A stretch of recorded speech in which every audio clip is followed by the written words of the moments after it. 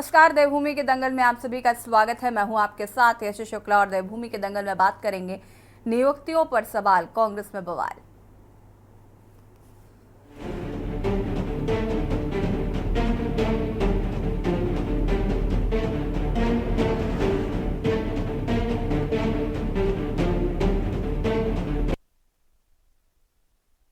उत्तराखंड कांग्रेस में नियुक्तियों पर नया घमासान छिड़ गया है। दरअसल उत्तराखंड प्रदेश कांग्रेस संगठन में कई कुछ नियुक्तियों को लेकर कांग्रेस प्रदेश प्रभारी कुमारी शैलजा ने आपत्ति जता दी है। साथ ही करण महरा की ओर से की गई नियुक्तियों को तत्काल निरस्त कर दिया है।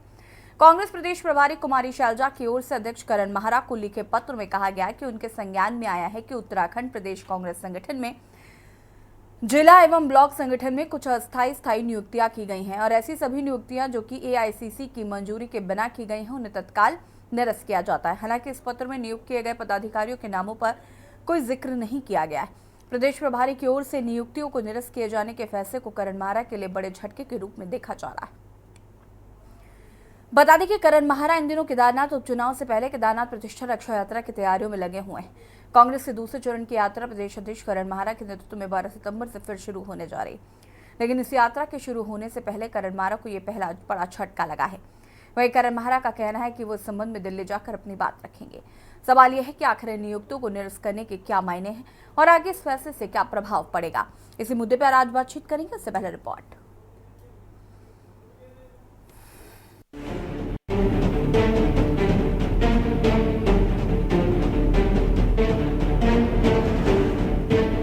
केदारनाथ उपचुनाव से पहले उत्तराखंड कांग्रेस में नया सियासी बवाल छिड़ गया है। दरअसल उत्तराखंड कांग्रेस की प्रदेश प्रभारी कुमारी शैलजा ने कांग्रेस प्रदेश अध्यक्ष करण महरा की ओर से की गई नियुक्तियों पर कैची चला दी है। कांग्रेस प्रदेश प्रभारी कुमारी शैलजा की ओर से अध्यक्ष करण महरा को लिखे पत्र में कहा गया कि उत्तराखंड प्रदेश कांग्रेस संगठन में जिला एवं ब्लॉक संगठन में कुछ अस्थायी स्थायी नियुक्तियां की गई हैं। ऐसी सभी नियुक्तियां जो एआईसीसी की मंजूरी के बिना की गई हैं उन्हें तत्काल निरस्त किया जाता है। हालांकि इस पत्र में नियुक्त किए गए पदाधिकारियों के नामों पर कोई जिक्र नहीं किया गया है। देखिए, एक पत्र निश्चित रूप से आया है और उसका संज्ञान लिया जा रहा है। क्या मामला है, क्यों ऐसी स्थिति बन रही है, और प्रभारी जी से निर्देश प्राप्त करेंगे और जल्दी ही प्रभारी जी से दिल्ली में जाकर मुलाकात की जाएगी। जो भी उनकी शंका होगी उसका समाधान किया जाएगा। देखिए, इसका अर्थ ये है कि कांग्रेस के अंदर सर फुटबॉल चल रही है, तालमेल की कमी है, निर्णय संगठन के लोगों को विश्वास में न लेकर एक तरफा लिए गए हैं। तो निश्चित तौर पर जब इसकी शिकायत हुई होगी तो कांग्रेस हाईकमान ने इसको निरस्त किया होगा, ऐसा मेरा मानना है। हालांकि है तो कांग्रेस का ये अंदरूनी मामला है, लेकिन अमूमन इस तरह की घटनाएं तभी घटित होती हैं जब आपसी तालमेल नहीं होता है और आपसी संघर्ष अंदर चल रहा होता है। देखिए, ये कोई पहली बार नहीं हुआ कि जब राष्ट्रीय दलों में जो है इस प्रकार के हेर फेर होते हैं, चाहे बात हम कांग्रेस की करें या हम भाजपा की बात करें। जैसे ही इनका जो है सत्ता परिवर्तन होता है, वैसे ही ये क्या करते हैं कि अपने ही लोगों को ये वहां पर दोबारा पदों पर नियुक्ति देते हैं, जिससे कि ये है पूरा जो है प्रदेश अपने हिसाब से चला सके। इसमें क्या जी द्वारा जो है जो नियुक्तियां की गई थी, उनका कार्यकाल समाप्त होने के पश्चात 2 वर्ष का कार्यकाल समाप्त होने के पश्चात शैलजा जी जो कि प्रदेश प्रभारी उत्तराखंड की हैं, उन्होंने आकर जो है वो नियुक्तियां रद्द कर दी। इससे कहीं ना कहीं जो है स्पष्ट होता है कि ये एक षड्यंत्र किया जाता है। जो भी दल दिल्ली से चल रहे हैं वो यहाँ पर जो है यहाँ के जो क्षेत्रीय नेता हैं, यहाँ के जो नेता हैं, वो अपनी मर्जी से अपने राज्य के लिए कोई भी फैसला नहीं ले सकते हैं। उसमें पूरा हस्तक्षेप जो है दिल्ली द्वारा किया जाता है। वहीं सूत्रों की माने तो बीते लोकसभा चुनाव के दौरान पचवादून जिलाध्यक्ष के पद छोड़कर भाजपा में शामिल होने के बाद यहां नए जिलाध्यक्ष की नियुक्ति की गई थी। इसके अलावा उधम सिंह नगर में एक ब्लॉक अध्यक्ष और हरिद्वार में नगर अध्यक्ष की नियुक्ति की गई थी, जिसका संज्ञान प्रदेश प्रभारी ने लिया है। आपको बता दें कि अप्रैल 2022 में करण महरा को पार्टी का प्रदेश अध्यक्ष बनाया गया था। वहीं करण महरा बीते 2 सालों से अपनी कार्यकारिणी का गठन नहीं कर पाए। बताया जा रहा है कि बीते 2 सालों से कार्यकारिणी की सूची कांग्रेस हाईकमान को दी गई है, लेकिन अब तक हाईकमान ने इस लिस्ट पर मुहर नहीं लगाई है। वहीं कुछ नियुक्ति करते ही हाईकमान ने उसे निरस्त भी कर दिया है। ऐसे में अब करण महरा पर दबाव बढ़ गया है। देखिए, शीर्ष नेतृत्व की व्यस्तता की वजह से इसमें विलंब हो रहा है। पहले लोकसभा चुनाव के मद्देनजर ये विलंब हुआ, इसलिए क्योंकि लोकसभा चुनाव हर 5 साल में एक बार आते हैं, तो पूरा शीर्ष नेतृत्व ने ताकत वहां झोंकी हुई थी। इस करके कहीं ना कहीं रुकावट आई। उसके बाद जो है कई राज्यों में उपचुनाव होने थे और अब तो हरियाणा और महाराष्ट्र के चुनाव घोषित हो चुके हैं। तो जैसे ही पहली फुर्सत होगी तो वैसे ही जिन जिन राज्यों की कार्यकारिणी घोषित नहीं हुई है वो घोषित होगी। और हमारी प्रभारी भी क्योंकि हरियाणा को बिलोंग करती हैं और वहाँ चुनाव में बहुत व्यस्त हैं, जैसे ही हरियाणा के चुनाव निपटेंगे तो हम ये उम्मीद कर सकते हैं कि यहाँ पर कार्यकारिणी की घोषणा हो जाएगी, क्योंकि माननीय अध्यक्ष जी को भी काम करने के लिए हाथ चाहिए। संगठन की मजबूती के लिए बहुत जरूरी है कि कार्यकारिणी की घोषणा जितनी जल्दी हो जाए उतना अच्छा।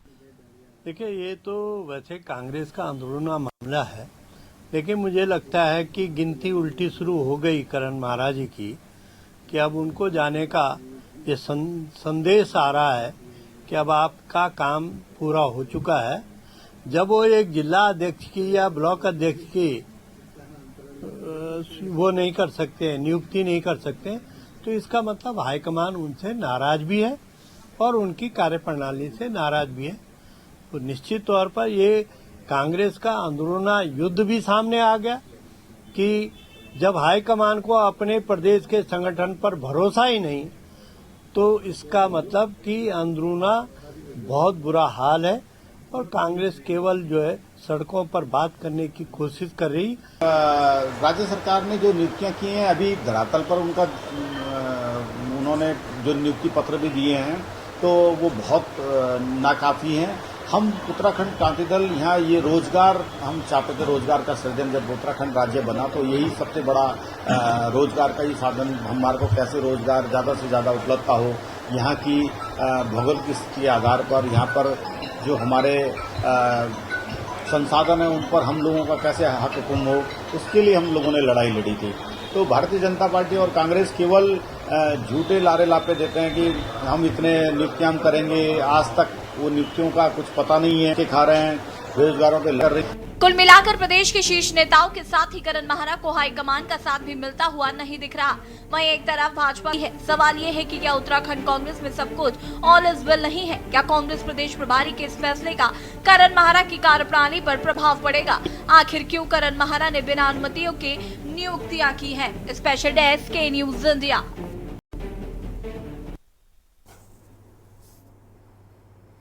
जी हाँ, तो बात करेंगे जहां एक और करण महारा ने जो नियुक्तियां की उनको तत्काल प्रभाव से निरस्त कर दिया गया है, तो एक और जहां बीजेपी अपना कुनबा बढ़ा रही है तो वहीं क्या कांग्रेस अपना कुनबा कमजोर कर रही है? आज इस मुद्दे पर बातचीत करेंगे। मेहमान हमारे साथ जुड़ चुके हैं, उनसे आपका परिचय करा देते हैं।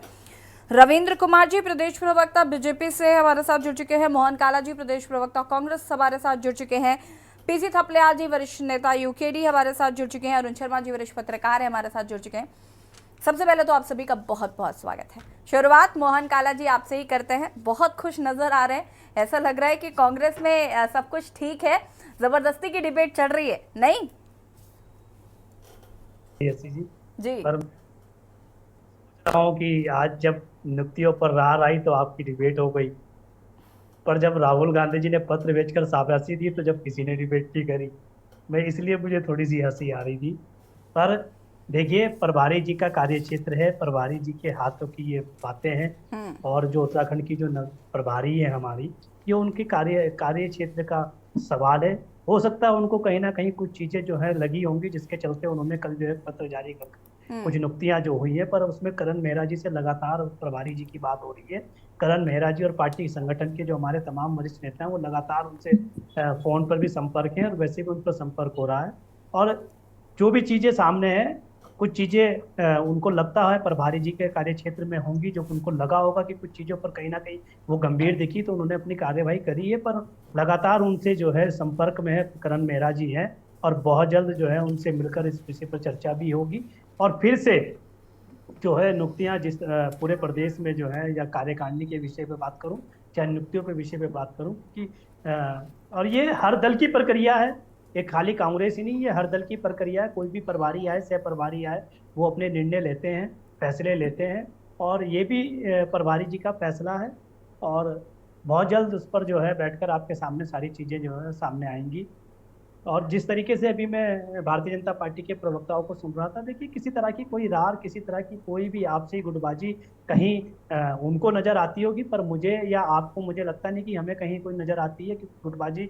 अगर इन सब चीजों को अगर आप गुटबाजी से देखेंगे तो त्रिवेंद्र सिंह रावत जी का हाल ही में सरकार के खिलाफ बयान, तीरथ सिंह रावत जी के लगातार कई बार बयान आए सरकार के खिलाफ में।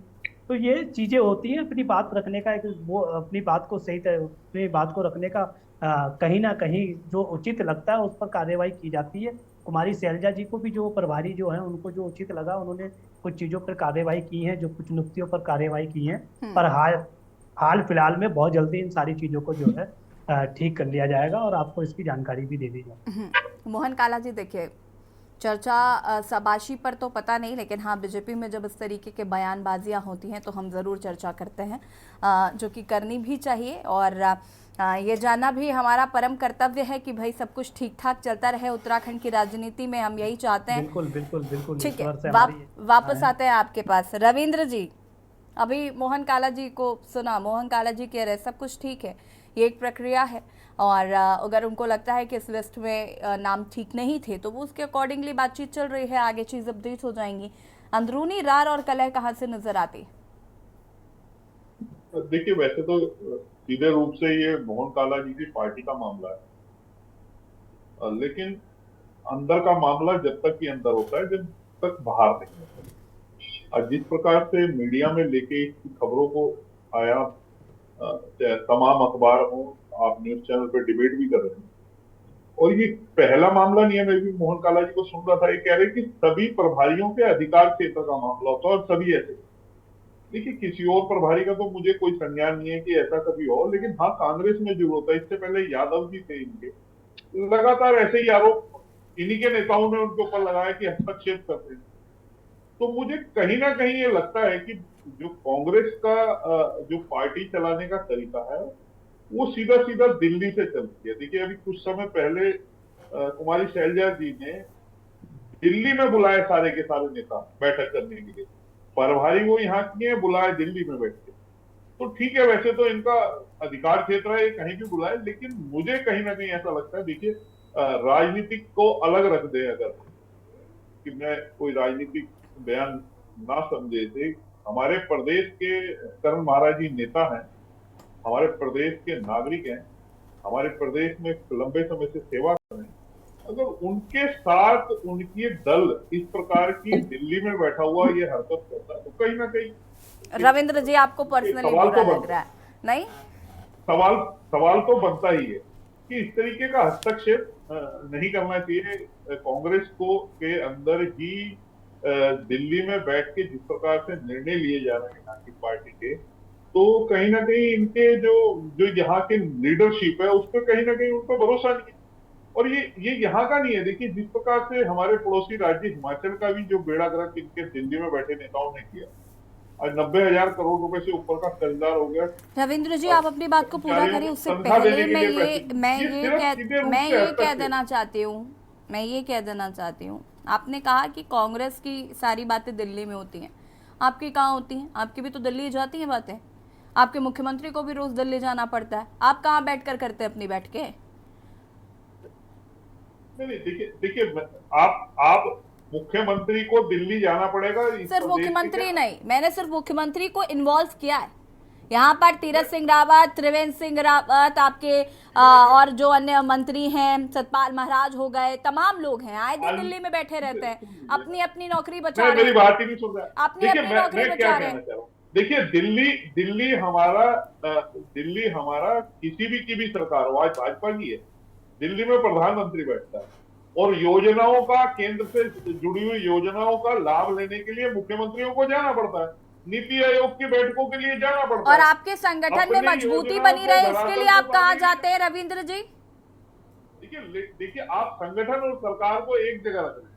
आप मुझे एक उदाहरण बता दीजिए कि संगठन के लोगों को बुला के प्रभारी ने कभी दिल्ली में बुलाता कोई नहीं है, आपके यहाँ बुलाता कोई नहीं है, यहाँ पर जाना पड़ जाता है, मजबूरी हो जाती है, और जिनको बुलाया जाता है वो वापस नहीं आते। फिर आप देखिए, आप पिछले महीने दिल्ली में कुमारी शैलजा जी ने, प्रभारी ने दिल्ली में बैठक बुलाई इनके संगठन में। तो इससे आपको क्या समस्या है? यहाँ पे दिल्ली में होटल में बैठ के कैसे चल जाएगा? मैं संगठन की बात कर रहा हूँ। देखिए, संगठन को चलाने के लिए आपको विश्वास तो कहीं ना कहीं देना पड़ेगा, और लगातार इनके संगठन के ऊपर आवाज उठती है। पीछे यादव जी थे इनके, मैं पूरा नाम नहीं जान पा रहा हूँ, इन्हीं के लोगों ने उनके ऊपर ब्लेम लगाया कि यादव जी अपनी मन की चलाते हैं, यहाँ पे कुछ करने नहीं देते, जैसा वो चाहते हैं वैसा करते। तो वैसे तो इनका अपना मामला है कि जी ठीक है, इनकी पार्टी प्रभारी अगर चलाता है तो ठीक है, फिर उसके बाद दोष ना तो जनता को दे और ना ही आप ये दें कि आपका दल आगे बढ़ नहीं पा रहा। तो ये कहीं ना कहीं स्थानीय लीडरशिप की भी जो कमी है। मुझे तो ऐसा लगता है कि करण महाराज जी एक अच्छे और एक आत्मसम्मानी इंसान है, उन्हें जरूर इस पे जवाब देना चाहिए। उन्हें वही क्या मतलब है आप चलिए, मेरे ठीक है। हस्तक्षेप करेंगे? पीसी थापलिया जी, एक प्रदेश अध्यक्ष को इतना नियुक्तियों भी का विचार निरस्त हुआ, होना कैसे देख रहे हैं आप? ठीक है रविंद्र जी, वापस आएंगे, रुक जाइए।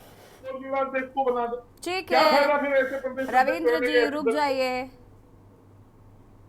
थापलिया देखिए, जी, जो डिस्कशन हमारा बच्चों जैसा हो रहा है, क्योंकि जो राजनीति है आज की, सबको पता है कि ये एक व्यवसायीकरण हो चुका है राजनीति का, और ये दो बड़ी कंपनियां हैं जो अपना व्यापार चला रहे हैं, और इनके जो मैनेजिंग डायरेक्टर हैं दिल्ली में बैठते हैं, और यहाँ ये सब सेल्समैन हैं, और जो यहाँ पे भी जो बोल रहे हैं वो सबसे छोटे सेल्समैन हैं, उनको पता ही नहीं कि हमारा मैनेजर क्या कर रहे हैं दिल्ली।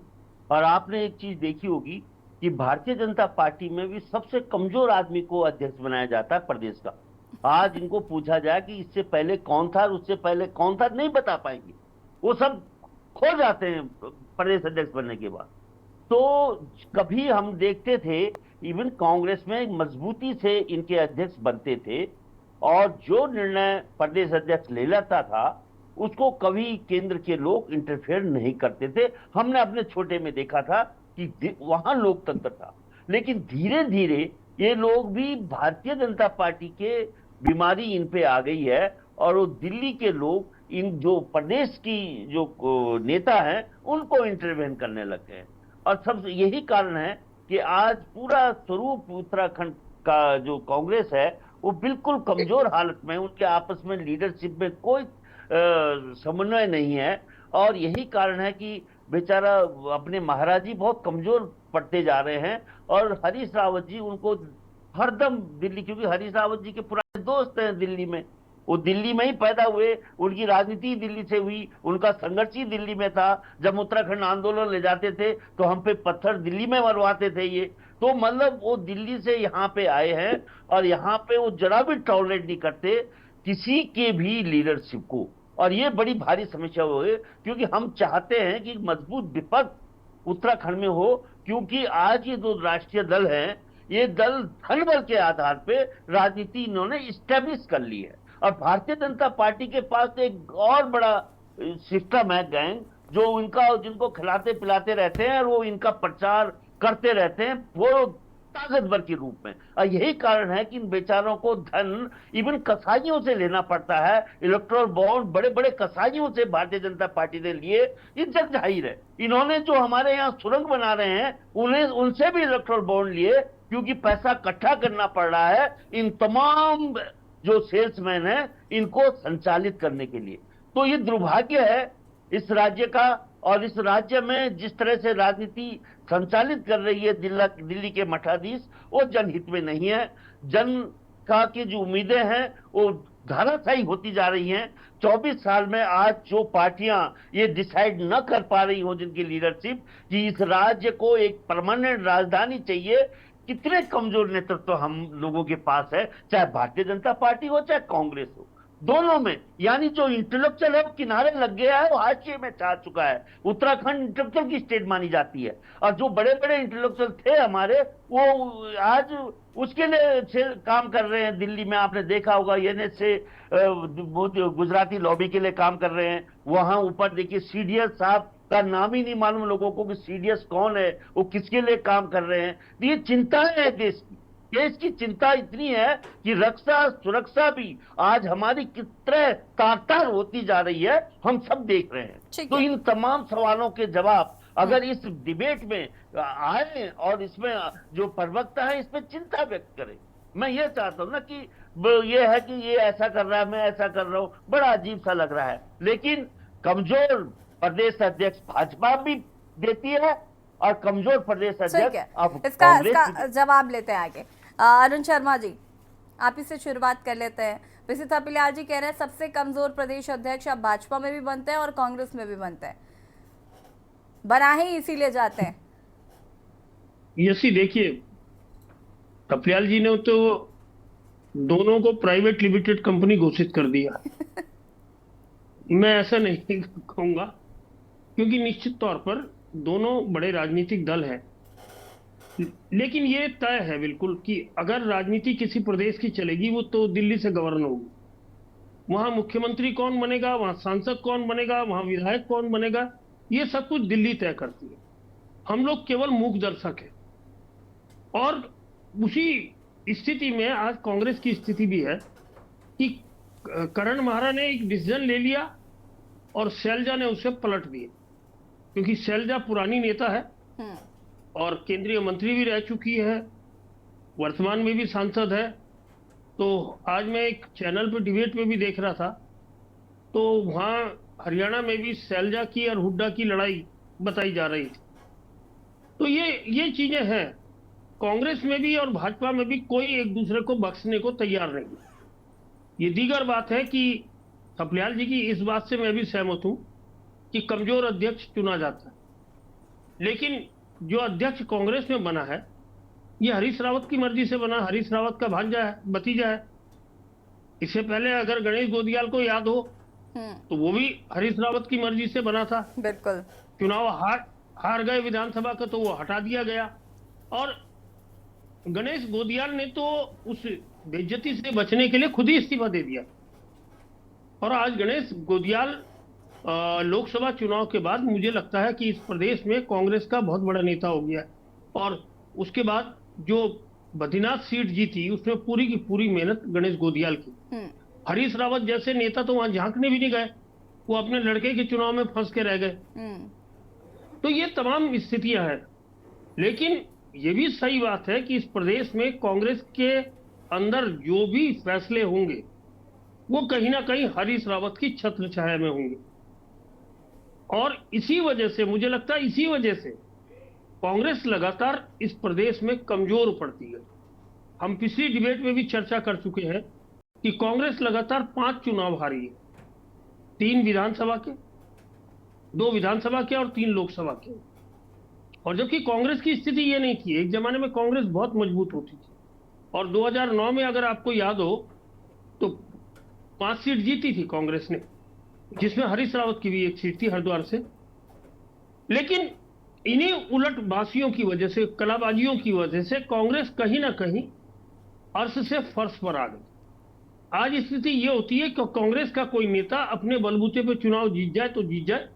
उनके पास ऐसा कोई नेता नहीं है जैसा मोदी के नाम पर भाजपा चुनाव जीतती है। कम से कम ये एक बहुत बड़ी कमी है कि बहुत बड़ा मास लीडर नहीं है। आप राहुल गांधी को, प्रियंका को, मल्लिकार्जुन खड़गे को, सोनिया गांधी को प्रोजेक्ट करते हुए कोई चुनाव उत्तराखंड में नहीं जीत सकते। ये भी एक सत्य है।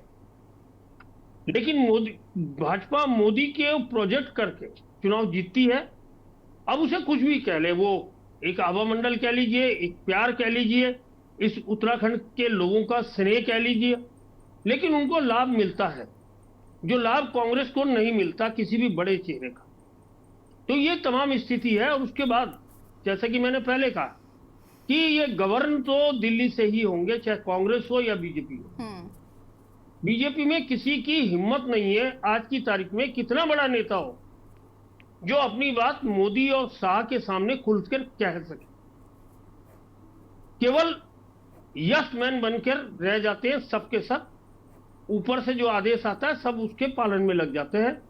अपनी कोई सोच, ऐसा लगता है कि जैसे अपना ओरिजिनल जो कहीं खो गया है बीजेपी में भी, कांग्रेस में भी। और इसीलिए गाए बगाए आपको विरोध के सुर उठते रहते हैं। आज की तारीख में अगर बीजेपी की बात करें तो अनिल बलूनी, निशंक, धन सिंह रावत, त्रिवेंद्र रावत, ये गुट बन गया है धामी के खिलाफ। और अगर आप वैसे परिप्रेक्ष्य में देखें, इन्हीं लोगों के, धन सिंह का इसलिए नहीं आया क्योंकि धन सिंह कैबिनेट का हिस्सा है, लेकिन बाकी सबके देखें तो कोई ना कोई सरकार के खिलाफ बयान समय आए, समय पर बयानबाजियां करता कटघरे में रहता है। करते हुए बयान आए हैं। बिल्कुल ठीक है, तो वापस ये चीजें भी सामने है। वापस आते हैं अरुण शर्मा जी। जी, आप सभी हमारे साथ बने रहिएगा, चर्चा को आगे बढ़ाएंगे। रुकेंगे छोटे से ब्रेक के लिए, जो हाजिर होते हैं।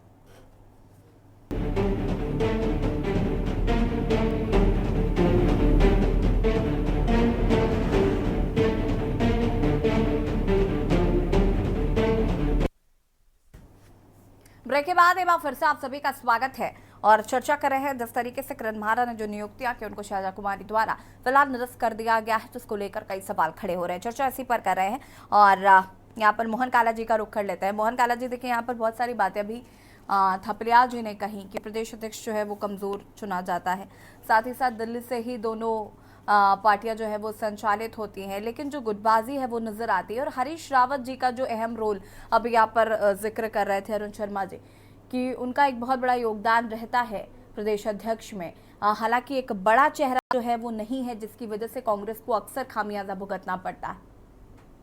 नहीं, देखिए, अगर राजनीति के परिप्रेक्ष्य में, उत्तराखंड के और देश के परिप्रेक्ष्य में अगर मैं आपसे बात करूं, तो आज जिस कद पर हरीश रावत जी हैं उस कद पर शायद मैं समझता हूँ भारतीय जनता पार्टी के पास भी इस लेवल पर नेता उत्तराखंड प्रदेश के अंदर नहीं होंगे। हरीश रावत जी हमारे बड़े नेता हैं और कोई भी फैसले अगर होते हैं तो निश्चित तौर पर तय है कि पार्टी उनसे जो है बातचीत करती है, पार्टी उनसे जो है सुझाव मांगती है, और वो पार्टी के वरिष्ठ नेता हैं, बड़े पुराने दिग्गज नेता हैं, अनुभवी नेता हैं, उनके अनुभव के अनुसार पार्टी कार्य करती है, तो इसमें गलत क्या है। रही बात जिस तरीके से जो चीजें निकल कर आ रही है, मैं समझता हूँ कि इतना गंभीर मुद्दा शायद नहीं होना चाहिए, क्योंकि कुछ नियुक्तियों पर कुछ नियुक्तियां जो है उन्होंने रद्द की हैं, पर हाल फिलहाल में उनके साथ बैठकर चर्चा कर कर हो सकता है कि कहीं ना कहीं कुछ असमंजस रह गया हो, कहीं ना कहीं कुछ कमी रह गई हो, उनको ब्रीफ करने में कहीं ना कहीं कुछ चीज चूक गई हो कि भाई वो ना समझ पाई हो और उन्होंने जो है इस तरह का फैसला लिया है। पर पार्टी प्रदेश अध्यक्ष या पार्टी के तमाम नेता जब उनसे बैठकर इस विषय पर बात करेंगे, जब ब्रीफ करेंगे, तो मैं समझता हूँ कि सारी चीजों के हल निकल कर आएंगे।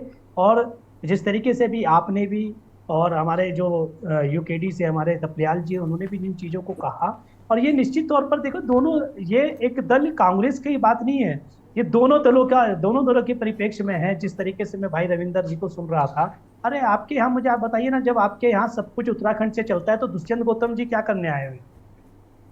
वो प्रभारी के रूप में रूप क्यों निभा रहे हैं? आपके यहाँ क्या बिना प्रभारी के या बिना दिल्ली की सहमति के क्या आप कुछ भी कर लेते हैं क्या?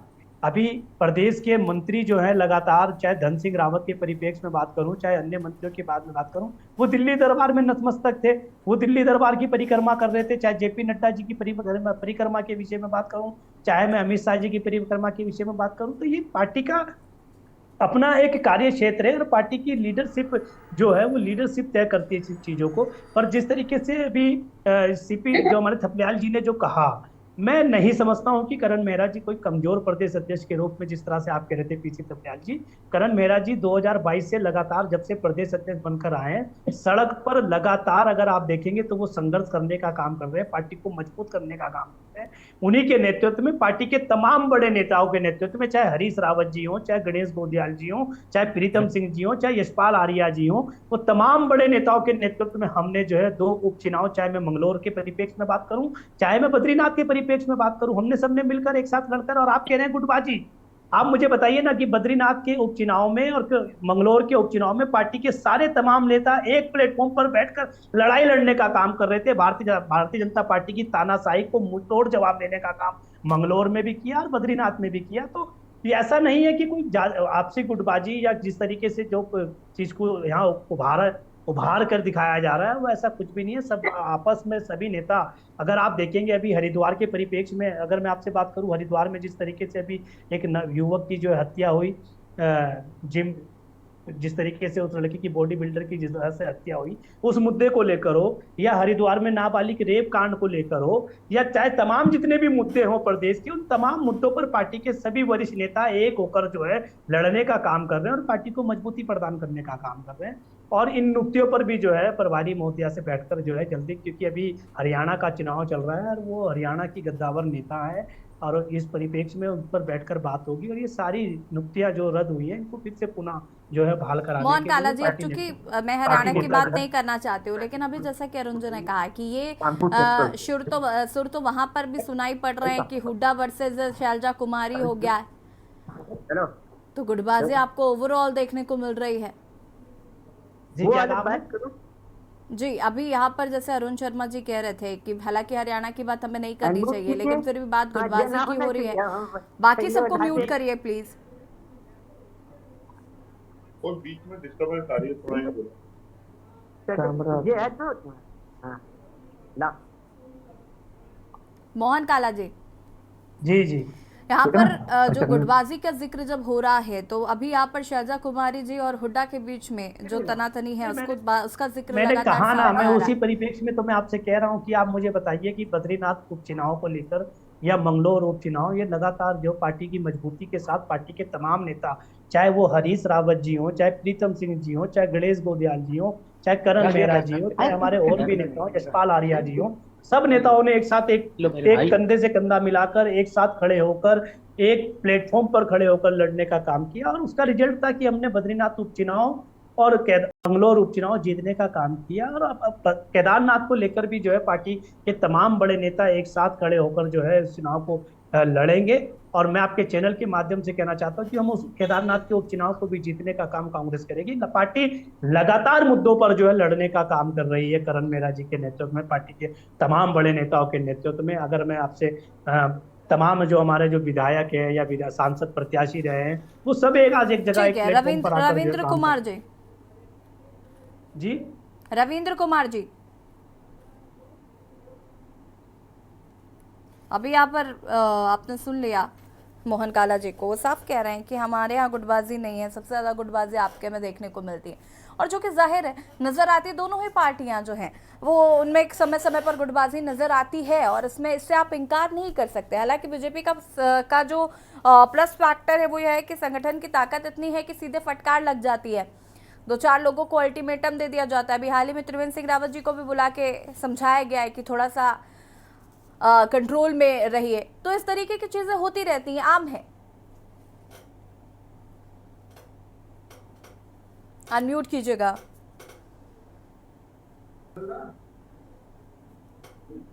अच्छी बात है ये कि जिस प्रकार से भारतीय जनता पार्टी की चीजों को आपको सूत्रों के हवाले से या अपने अनुभव से ऐसी बातों को कहा जाता है, जबकि कांग्रेस के अंदर ऐसी बातें अखबारों में छपती है, बयानों द्वारा छपती है। रविंद्र जी प्लीज। तो ये अंतर तो भारतीय जनता पार्टी और कांग्रेस के बीच का है ही है। प्लीज, जब त्रिवेंद्र सिंह रावत और तीरथ सिंह रावत के बयान आते हैं ना तो हम बहुत क्लिप के साथ इस पर बात करते हैं, बिना क्लिप के बात नहीं करते हम। ऑडियो क्लिप्स होती है हमारे पास, वीडियो क्लिप्स होती है हमारे पास, तो ये कहाँ से आती है? मैं उसी बात पे आऊँ। कब आएंगे आप उस बात पर?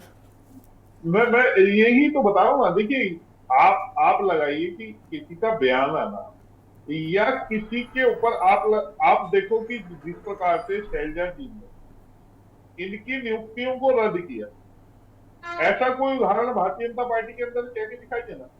इससे पहले इनके प्रभारी यादव जी थे, मैं पूरा नाम उनका नहीं जान पा रहा हूँ, उनको लेके भी सभी इनके प्रमुख नेताओं ने इल्जाम लगाया कि यादव जी की वजह से हम हार गए, वो अपनी मन की करते थे, वो ऐसा करते थे, वो वैसा करते थे। मोहन काला जी कुछ कह रहे हैं, मोहन काला जी को सुन लेते फिर आते वापस। मोहन काला जी, देखिए, त्रिवेंद्र सिंह रावत जी मुख्यमंत्री थे। त्रिवेंद्र सिंह रावत जी को मुख्यमंत्री से पद से कब हटाया गया? क्योंकि सबसे पहले तो उन्हें फर्स्ट मुख्यमंत्री का अवार्ड दिया, सबसे बेस्ट मुख्यमंत्री का, और फिर रातों रात कह दिया भैया नमस्ते। फिर लिया है तीरथ सिंह रावत जी को। तीरथ सिंह रावत जी को 6 महीने भी नहीं चलने दिया, उन्हें भी बेचारों को नमस्ते कर दी, कह रहा भैया नमस्ते। तो मैं ये देखिए, ये पार्टी ये अपनी और मैं आपसे पूछना चाहता हूँ, आप कह रहे हैं कि कब ऐसा दिखाई दिया। मैं आपको कह रहा हूँ ना कि तीरथ सिंह रावत जी की क्या कमी थी, बताइए। तीरथ सिंह रावत की क्या गलती थी? आपने क्यों नहीं काम करने दिया?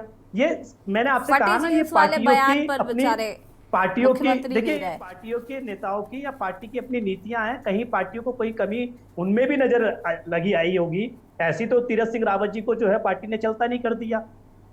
भाई उनमें कहीं ना कहीं कोई नमी कमी पार्टी को नजर आई होगी, इनके राष्ट्रीय नेतृत्व को नजर आई होगी, इनके जो वन मैन आर्मी है, इनके यहाँ जो 2 जने जो हम 2 और हमारे 2 की जो सरकार चलाते हैं, उनको शायद कोई कमी नजर आई होगी, तभी तो उन्होंने तीरथ सिंह रावत जी को चलता करा ना, ऐसे कोई चलता कर दिया। और मैं यहाँ कह रहा हूँ कि हमने नियुक्तियां रद्द की हैं, हमने किसी को अभी तक ये नहीं कहा कि यहाँ किसी को नियुक्तियां नहीं दी जाएंगी या उन पर बैन लगा दिया कि करण मेहरा जी किसी को आगे बना ही नहीं सकते हैं। इस तरीके का कोई सामना नहीं है। और आप मुझे बताइए कि हो सकता है कि कहीं ना कहीं कुमारी शैलजा जी में और प्रदेश अध्यक्ष जी में कहीं ना कहीं संगठन के लोगों में तालमेल की कहीं कमी रह गई होगी, और उस कमी के चलते जो है मोहन जी, तीरथ सिंह रावत को अभी आप क्रेडिट दे रहे थे चुनाव जिताने का, बद्रीनाथ और बंगलौर का, लेकिन इससे पहले लोकसभा चुनाव में तीरथ सिंह रावत का क्या योगदान रहा?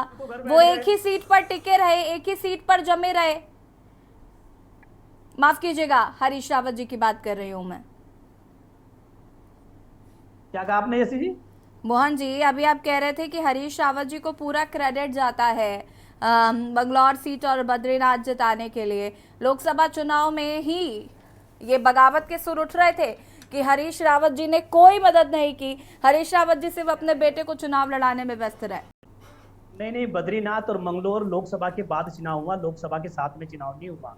मैं कब कह रही हूँ एक साथ चुनाव हुआ? उनके बेटे लोकसभा का चुनाव लड़ रहे थे, मैं वही कह रही हूँ मोहन काला जी, मैं वही कह रही हूँ। लोकसभा का चुनाव लड़ रहे थे, और लोकसभा के परिप्रेक्ष्य में और विधानसभा के परिप्रेक्ष्य में आपसे बात करूं तो बहुत अंतर आ जाता है कहीं ना कहीं, तो इसलिए मैं आपसे बात कर रहा हूं। नहीं, हरीश रावत जी लोकसभा चुनाव में हरीश रावत जी नहीं रहते हैं, और विधानसभा चुनाव में हरीश रावत जी पूर्व मुख्यमंत्री हो जाते हैं। के परिप्रेक्ष्य में बात करूं, चाहे हरीश रावत जी हो, चाहे प्रीतम सिंह जी हो, चाहे करण मेहरा जी हो, या फिर चाहे यशपाल आर्या जी हो, चाहे गणेश गोदियाल जी हो, हमारे सारे तमाम बड़े नेताओं ने एकजुटता के साथ इस दोनों चुनाव को लड़ने का काम किया। और दोनों चुनाव के उपचुनाव में आपने देखा कि भारतीय जनता पार्टी पहली बार उत्तराखंड के इतिहास में ऐसा हुआ कि हमने भारतीय जो सत्ता में भारतीय पार्टी रही उसको दोनों सीटें हराने का काम किया। ये भी तो आप देखिए ना। और मैं आपसे क्या कह रहा हूं कि लोकसभा के चुनाव के साथ विधानसभा का चुनाव नहीं हुआ, लोकसभा के बाद चुनाव हुआ, और हरीश रावत जी पूरे प्रदेश में जो है कांग्रेस के बड़े नेता है, इसमें कोई दो राय नहीं है। ये जो जानकारी आप इतना डीपली, एक सेकेंड रुकिए मोहन काला, ये जो जानकारी आप साझा कर रहे हैं, मैं इस बात से डिनाई कब कर रही हूँ? ये तो मुझे भी पता है कि लोकसभा चुनाव पहले हुए, उसके बाद उपचुनाव बाद में हुए। अपने बेटे के चुनाव में काम कर रहे थे, उनके बेटे ने पहले चुनाव लड़ा विधानसभा का, और उस टाइम भी अगर आप देखेंगी तो उसके बाद वो लोकसभा चुनाव में क्या कर रहे थे? मैं वही तो कह रही हूँ, लोकसभा चुनाव में क्या कर रहे थे? ये तो पूरे प्रदेश में वो कहीं ना कहीं चुनाव प्रचार में नजर आ रहे थे। वो गद्दावर नेता है कांग्रेस के, इससे इग्नोर नहीं किया जा सकता। और ये जितने भी हमारे चाहे यूकेडी से बैठे हो, चाहे वरिष्ठ पत्रकार बैठे हो, चाहे बीजेपी के नेता भी इस बात के लिए स्वीकार करते हैं कि आज भी उनके बराबर कोई उतना बड़े दल का कोई भी, किसी भी दल में इतने बड़े कद का कोई नेता नहीं है। और वो हमारे वरिष्ठ नेता है, और पार्टी की कोई भी प्रभारी आएगा, पार्टी का कोई भी व्यक्ति आएगा तो वो गद्दावर नेता है, अनुभवी नेता है, उनका एक लंबा एक्सपीरियंस राजनीति में रहा है, सत्ता में रहा है, तो वो लगातार उनसे जो है संपर्क करते हैं, लगातार उनके सुझाव पार्टी पर प्लेटफॉर्म पर आते हैं, और उनके सुझाव को मद्देनजर रखते हुए चीजों को होता है। और अभी भी ये जो नियुक्तियों का मामला है, इस पर भी जो है बैठकर सारी चीजों पर मंथन होकर, और ये अरुण जी, आपको क्या लगता है ये जो इंटरफेरेंस हुआ है, ये जो नियुक्तियां निरस्त की गई है, इसमें क्या हरीश रावत जी का भी कुछ रोल हो सकता है? पूरा रोल। और ये सवाल मैं इसलिए पूछ रही हूँ क्योंकि काफी खास माने जाते हैं करण महाराज जी। जी अरुण शर्मा जी, अरुण शर्मा जी, आवाज आ रही है आपको? शर्मा साहब, अरुण शर्मा जी तक आवाज नहीं पहुंच पा रही है। अरुण शर्मा जी, आवाज आ रही है आपको? हाँ, आ रही है जी।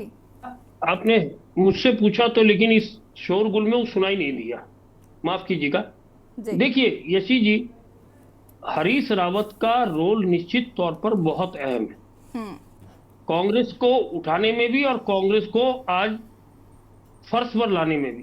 क्योंकि अगर पिछले 2 चुनाव हम देख लें विधानसभा के, तो दोनों चुनाव में हरीश रावत की वजह से अंत तक टिकट तय नहीं हो पाए थे कांग्रेस के, और अंतिम नामांकन से पहले ही इन्होंने उम्मीदवारों की घोषणा करी।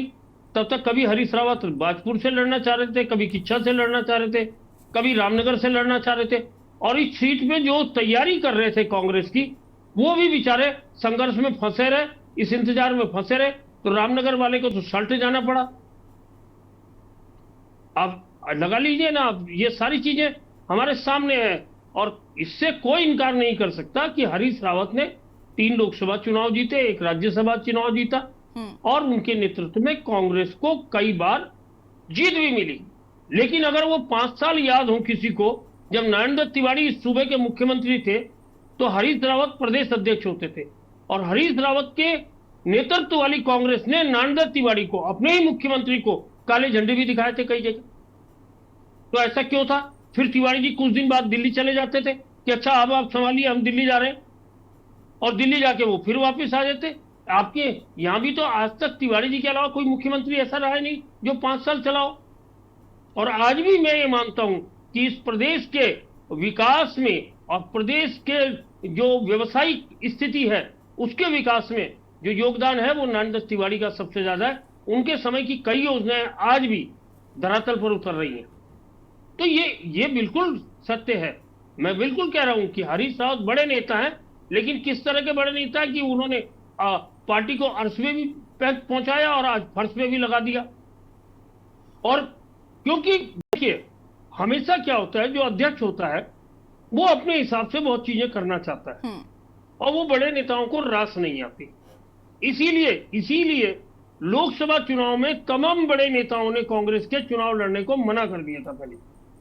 आपको ये भी याद होना चाहिए कि क्यों नहीं चुनाव लड़े भाई आपके बड़े नेता, क्योंकि मोदी फोबिया का एक डर था जिसकी वजह से वो पहले ही मैदान छोड़कर भाग गए। लड़ने वाली बात तो बाद में थी और उसका नतीजा देख लीजिए क्या निकला कि 5 की 5 लोकसभा सीट कांग्रेस हार गई। अगर हरीश रावत खुद हरिद्वार से चुनाव लड़ते, प्रीतम सिंह टिहरी से लड़ते, तो निश्चित तौर पर उसका जो फैसला होता, जो रिजल्ट होता, शायद दूसरा होता। गणेश गोदियाल के अलावा बताइए आपके कौन से नेता ने बहुत मजबूती से चुनाव लड़ा? कोई नहीं लड़ पाया। और हम लोग तो क्योंकि चुनाव में भी लगातार घूम रहे थे, एक एक जगह, एक एक कॉन्स्टिट्यूंसी, एक एक विधानसभा क्षेत्रों में जा रहे थे उस दौरान भी, तो हमको शायद जो जमीनी स्थिति है वो हमसे ज्यादा कांग्रेस के नेताओं को भी नहीं पता, जो गए नहीं कहीं।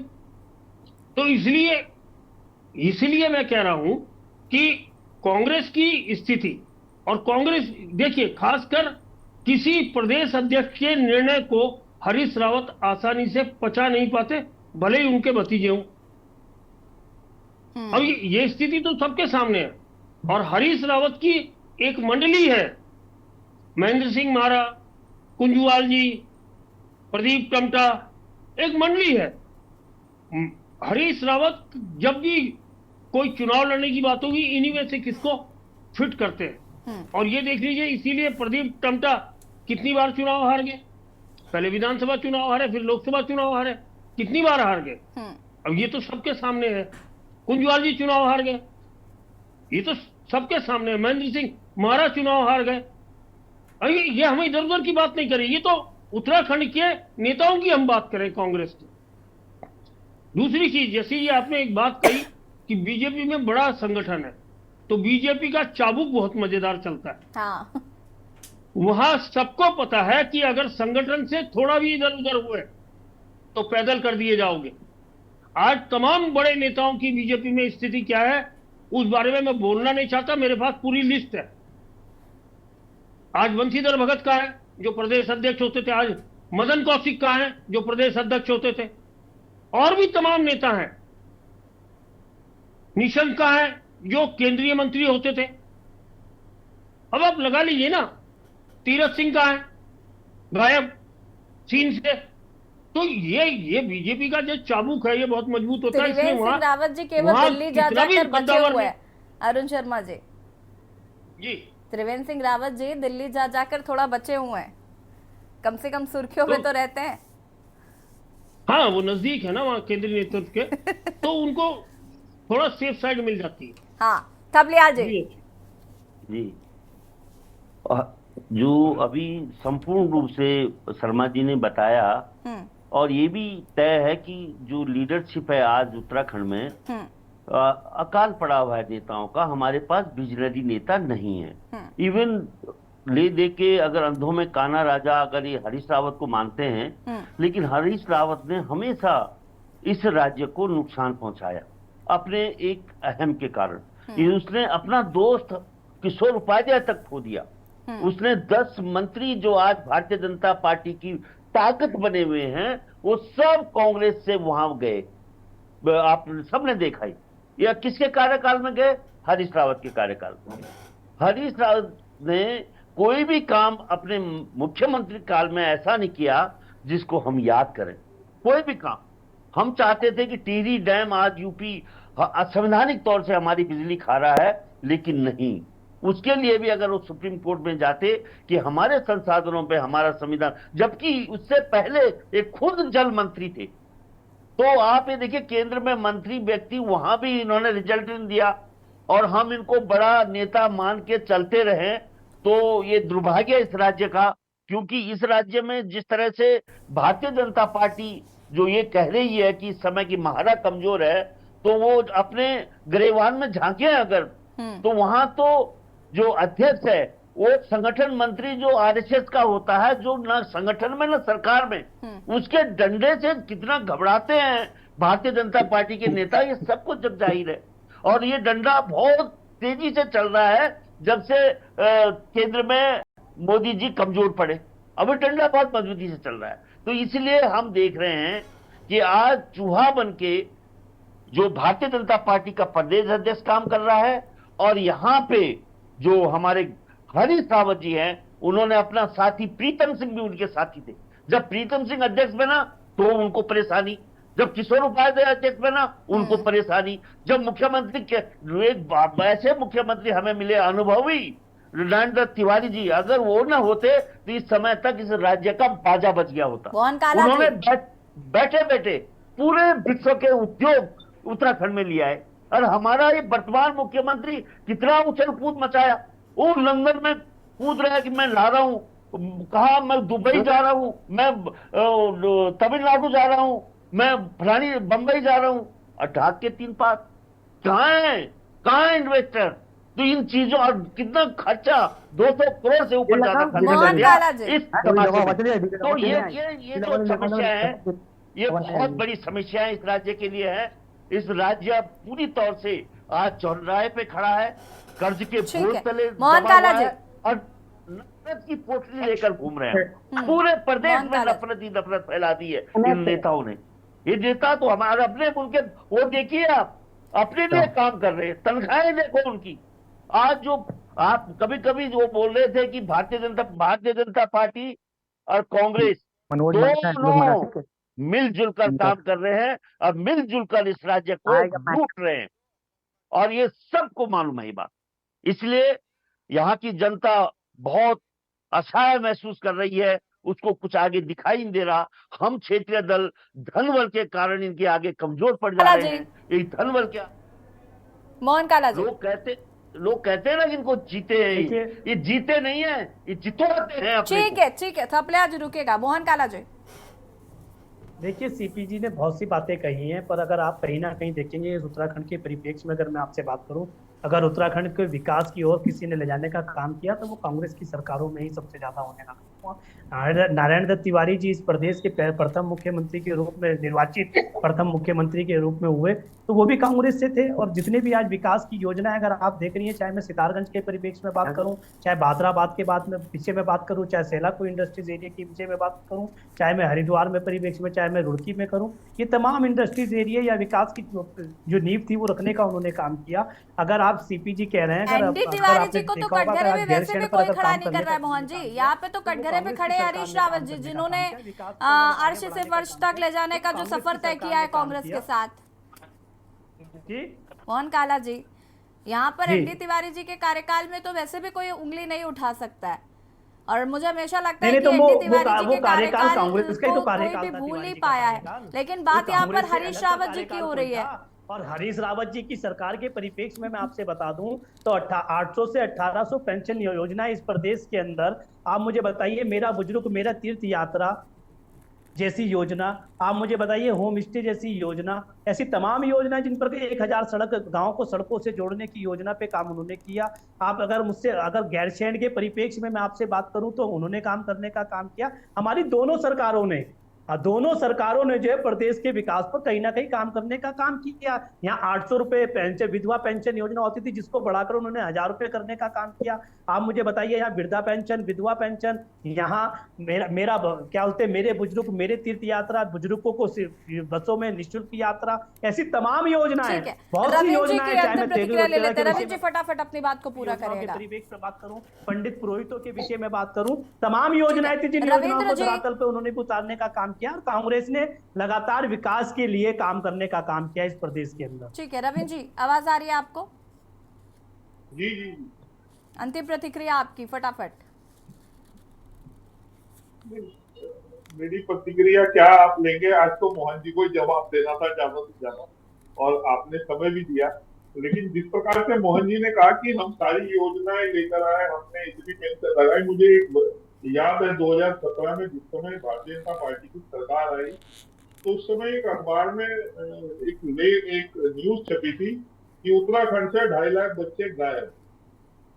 तो फिर पता लगा तो देखा कि वो जो योजनाओं में जो वजीफे का पैसा आता था, जैसे ही उसको आधार कार्ड से लिंक किया गया, वो 2.5 लाख ही गायब हो गए।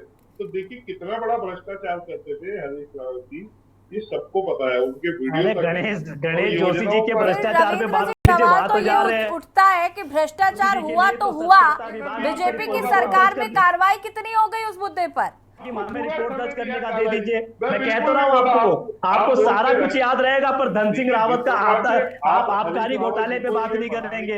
मैं वही तो कह रहा हूँ ना आपको जिनके घर शीशे के होते हैं वो दूसरे के घर पत्थर नहीं मारा करते रविंद्र भाई। कांग्रेस के लोगों आपको तो अगर आप इतनी ईमानदारी सरकार है। चलिए ठीक है, आप सभी का शुक्रिया चर्चा में शामिल होने के लिए। और देवभूमि के दंगल में बात कर रहे थे नियुक्तियों पर सवाल, कांग्रेस पे बवाल। जिस तरीके से नियुक्तियां करण महरा द्वारा की गई थी, उनको प्रभारी शैलजा कुमारी द्वारा निरस्त कर दिया गया। अब ये कहा जा रहा है कि कांग्रेस में सब कुछ ऑल इज वेल नहीं है। हालांकि इस लिस्ट पर करण महरा जी का कहना है कि वो दिल्ली जाकर बात करेंगे। अब इस पर आगे क्या कुछ होता है वो देखना होगा। देवभूमि के दंगल में फिलहाल इतना ही। देखते रहिए के न्यूज़ इंडिया। नमस्कार। आप देख रहे हैं के न्यूज़, खबरों का सारथी।